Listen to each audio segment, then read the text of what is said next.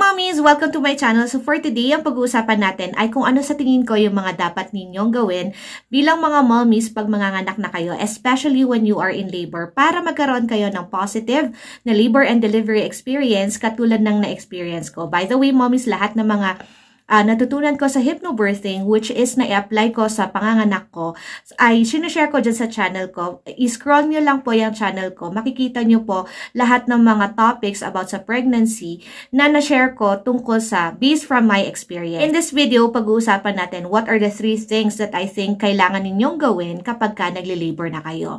Number 1, mommy, you have to remain as calm as possible. Siguro iniisip nyo, paano ka magiging kalmado kung sobrang sakit? Mga ganon, 'di ba? Paano ka magiging kalmado kung kinakabahan ka naman?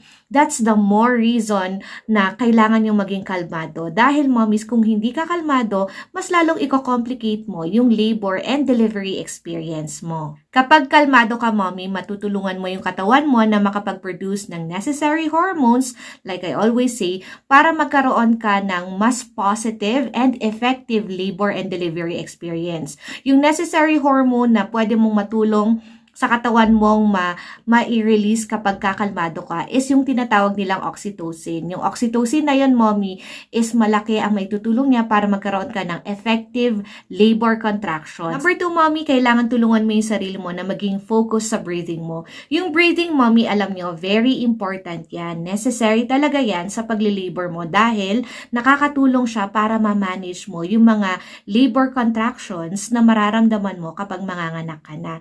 Yung labor contractions kasi, mommy, nag-i-intensify yon habang malapit ka ng manganak. At yung breathing, yun ang makakatulong sa'yo para magkaroon ka ng mas kalmado at mas manageable na labor contractions. Yung labor contractions, yun yung sinasabi nilang masakit kapag ka manganganak ka na. Yung sinasabi nila sobrang sakit kapag ka manganak. Kasi nga, yung contractions, sabi nga nila, it gets longer, stronger, and more frequent. At nang dahil doon, mas nararamdaman mo yung pain. But, dahil sa breathing na yan, matutulungan mong ma-manage yung pain ng labor contractions na pagdadaanan mo kapag malapit ka ng manganak. And it is really very effective.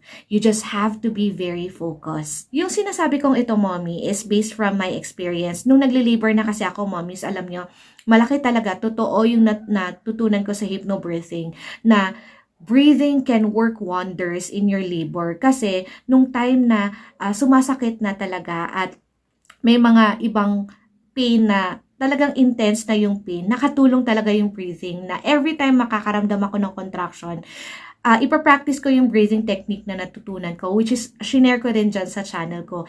And nakatulong talaga siya para maging manageable yung labor and delivery experience ko, especially yung mga labor contractions na yon. Number 3, mommy, is you have to keep a positive and a strong mindset. Very important yon kasi, especially sa ating mga first-time moms, diba? Pag first time natin naramdaman yung pain na yan, parang feeling natin ikamamatay na natin. Pero para sa akin, kailangan kapag manganganak ka na, ang tatandaan mo is yung pain na mararamdaman mong yon is not something na will last forever. Especially, actually, yung pain na yon is actually the thing that is going to help you be able to let your baby out of your tummy. So, yung pain na yan, wag mong isipin na, ala, grabe, mamamatay na ako. No. Ang isipin mo, oh yes, malapit na. So, sobrang nag-i-intensify na. Ang iisipin mo, habang nag-i-intensify yung pain na mararamdaman mo, ibig sabihin nun, mas malapit mo nang makita yung baby mo.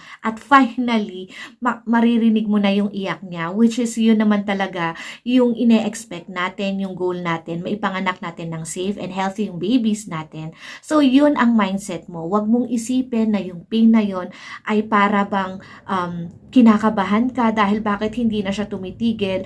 Kapag ka na-manage mo yung pain by means of doing the breathing techniques, mommy, marirealize mo kung gaano kagaling yung katawan mo na kaya pala niyang tulungan yung sarili niya. Sabi nga nila, mommies, diba, our body is designed to bear a child and to deliver it. That is why, mommy, kailangan motivate natin yung sarili natin to keep pushing calmly kapag ka manganganak na tayo. Siguro, mommies, iniisip nyo, too good to be true naman yan, mommy, yung mga suggestion mo para bang hindi naman namin ma-achieve yan. Of course not, mommy. lagi niyong iisipin na sabi nga nila, our body is designed to bear a child and to deliver it. So yes, there will be pain na mararamdaman natin. Pero yes, it is also manageable. It is possible to have a positive labor and delivery experience. Hindi lang katulad ng na-experience ko, but the other mommies na naka-experience ng positive na panganganak. Kaya nyo, kung kinaya namin, kaya nyo din. So yun lang mommies, I would really appreciate it if you like and subscribe to my channel